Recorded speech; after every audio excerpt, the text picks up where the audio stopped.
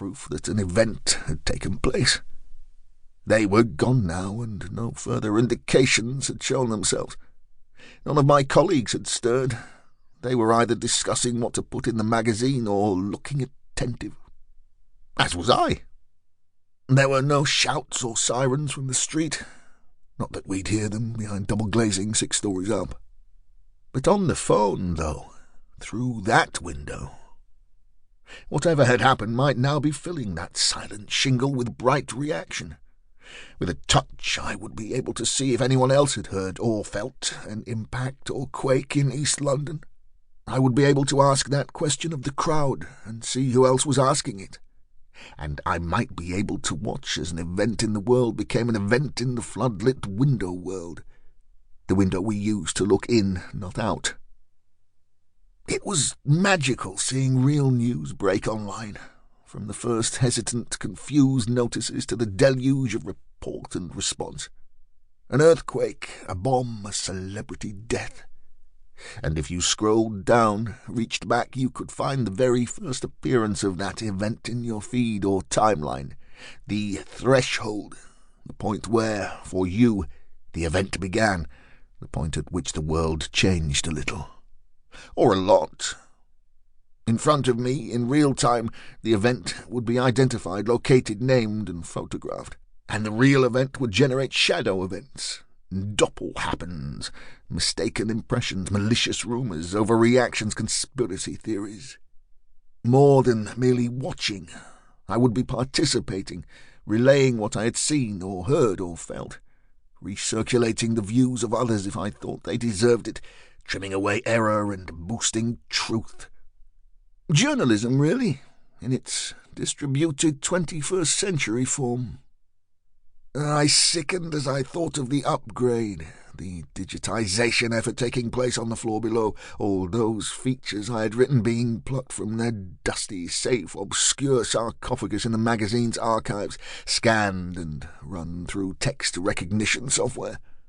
Soon they would be online. It couldn't be stopped. Being denied the chance to check if an event was indeed happening felt physical to me. Withdrawal layered over withdrawal. The action would be so quick. A squeeze on the power button, dismiss the welcome screen, select the appropriate network from the platter of inviting icons on my homepage. I no longer even saw those icons.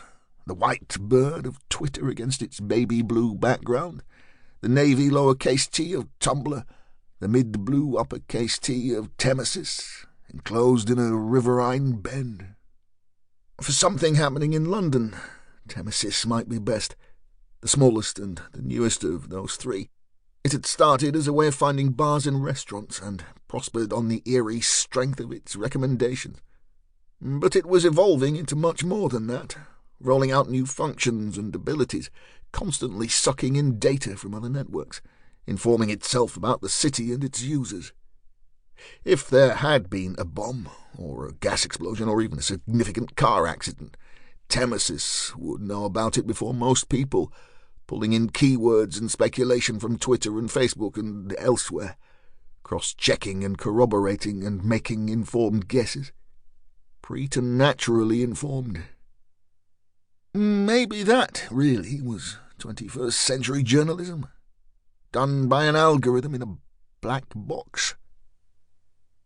With the passing minutes, the importance of the vibration diminished, but my desire to escape this room and dive into the messages, amusements, and distractions of the phone only strengthened. It was right there in front of me, but inaccessible. Eddie would be greatly displeased. He was relaxed about a lot of things that might bother other bosses, but the no-phone rule in the Monday meeting was sacrosanct. And I saw his point. Allow one just for a second, and everyone would be on them the whole time. But the thought had taken root. Not only was I cut off from the sparkling constellation of others, I was cut off from myself, the online me, the one who didn't tremor and sicken at 11 a.m. on a Monday morning, the one who charmed and kept regular hours and lived a fascinating life, not this shambles who sweltered in the aquarium. The old image of life after death was the ghost.